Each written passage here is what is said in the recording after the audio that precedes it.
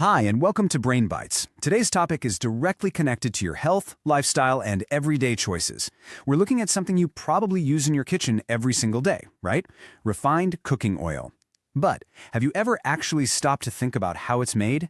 Today, we are going to break down the incredible and honestly, sometimes shocking chemistry and economics behind refined soybean oil.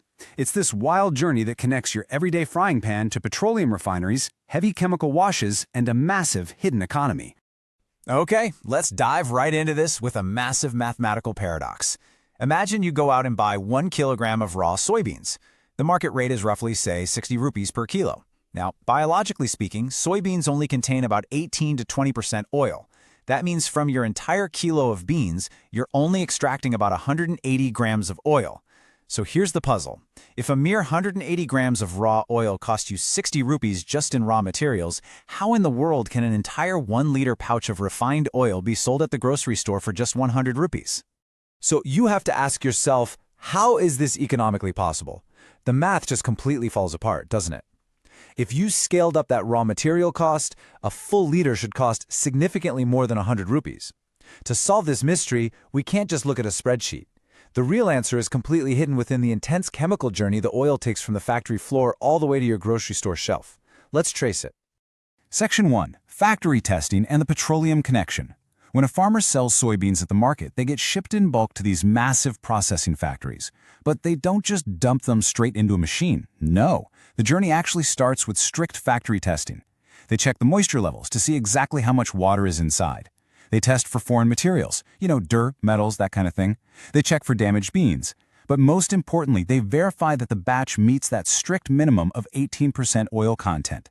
Only when a batch passes all of these tests is it finally cleared for production.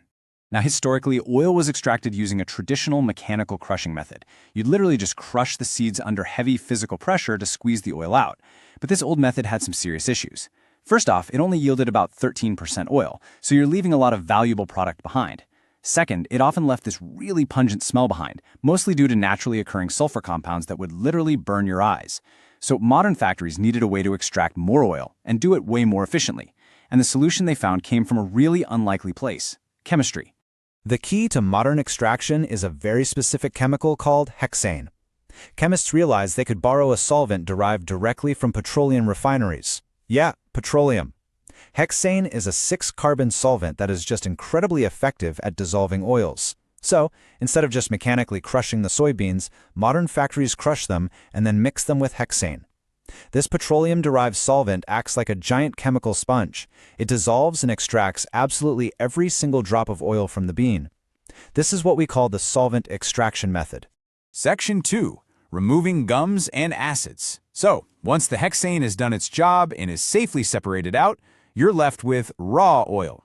But listen, this raw oil is nowhere near ready for your kitchen. If you tried to deep fry a puri in this raw state, your kitchen would instantly fill with thick, heavy smoke. It has to be heavily processed to change its chemical structure and how it behaves at high temperatures. The very first major issue with this raw oil is that it is absolutely full of natural gums. Now, while natural gums can actually be beneficial for the human body, they are exactly what causes that terrible smoking when you heat them up in a frying pan. So factories have to do what's called a degumming process. First, they add phosphoric acid directly into the oil. Then they heat this highly acidic mixture to around 60 to 70 degrees Celsius and slowly hydrate it by trickling in water. This chemical reaction essentially forces those natural sticky gums to separate out. They turn really thick and just sink straight to the very bottom of the conical tank, where they're completely drained away. But wait a second, we just poured phosphoric acid into our cooking oil. You obviously can't leave free fatty acids and harsh added chemicals just floating around in there. To neutralize these acids, factories rely on another seriously powerful chemical: caustic soda, also known as sodium hydroxide. Now, if that name sounds familiar, it's because it's the exact same chemical primarily used in manufacturing heavy-duty washing soap. And they literally pour bags of this caustic soda directly into the oil mixture. And this brilliantly illustrates basic high school chemistry right in action. When the caustic soda reacts with the free fatty acids in the oil, a process called saponification kicks in.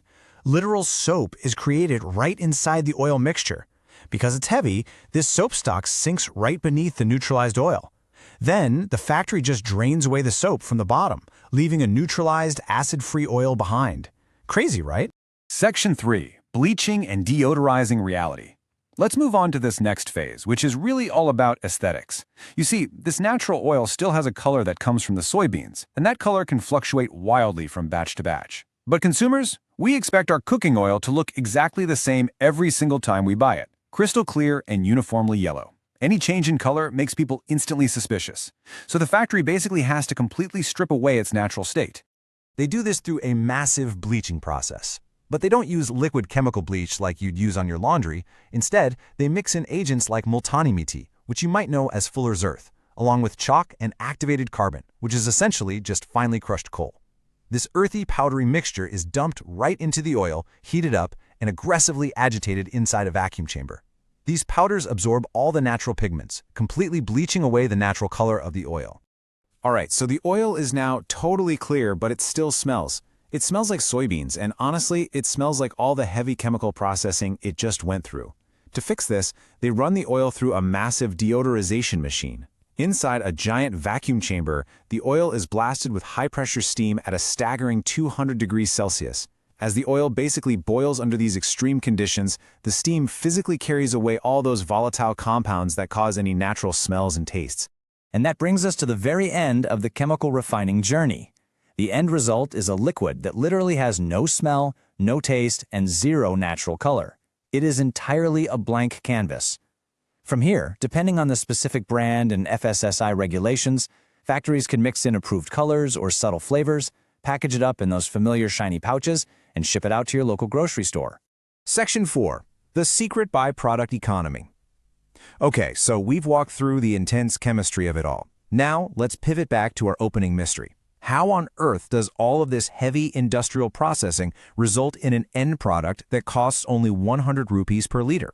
Well, the secret that makes this entire intense chemical process so incredibly profitable actually has nothing to do with the oil itself. Let's solve our math mystery right here. Out of 1 kilogram of raw soybeans, we only got about 180 grams of refined oil. The remaining 820 grams is technically considered waste from the manufacturing process. But here is the absolute genius of the refined oil industry. They do not throw a single gram of this away. Oil companies aggressively monetize every single ounce of that 820 grams of waste across multiple, massive global industries. Let's break down exactly where that waste goes. Remember the solid soy chunks left over after the hexane extraction? Those solids are ground up and sold in massive quantities for animal feed, poultry food, and they're even pressed together to create cheap particle board for budget furniture. Then, think back to the degumming process with the phosphoric acid. Those sticky, extracted gums? They enter an entirely different and highly lucrative market. Believe it or not, those extracted factory gums are sold straight to the food and cosmetics industries. They act as a key stabilizing ingredient used to make chocolate smooth. They are used to create the shiny, smooth coatings on your daily vitamin pills. And because they're so excellent at creating a smooth texture, they are widely sold to cosmetic companies to be used in everyday lotions and lipsticks. But what about the soap stock? Remember the literal soap we made by dumping caustic soda into the fatty acids? That definitely doesn't go down the drain. It gets packaged and sold to manufacture commercial washing soaps and candles.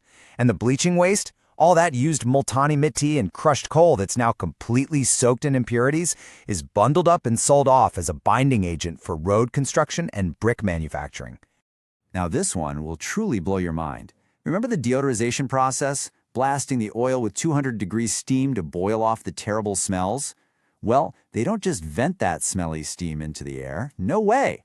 They capture it, condense it, and collect the smelly liquid. Why? Because that chemical distillate is incredibly rich in valuable compounds. It is sold for top dollar to pharmaceutical companies to manufacture high-end vitamin E capsules and cholesterol-lowering medicines. The aromatic compounds? Those are sold to make perfumes. And the rest is diverted right into the biodiesel and biofuel industries. So, the ultimate math is finally resolved. The real reason refined oil is so suspiciously cheap in your grocery store is because the factories aren't just making money selling oil, they are operating a massive chemical web, making millions upon millions of dollars by supplying 8 to 9 completely different industries using all of these chemical byproducts. In a very real economic sense, the refined oil you cook with is almost just the byproduct of a much larger industrial machine. Knowing what actually goes into making it and how the economics truly work behind the scenes really allows you to rethink your everyday kitchen choices. It's just a prime example of how chemistry and commerce combine to create the everyday products we completely take for granted. If you enjoyed this video, hit the like button, share it with others, and subscribe to Brain Bites for more valuable insights. Next time you pour oil into your pan, we see it as a simple cooking ingredient or the final piece of a massive global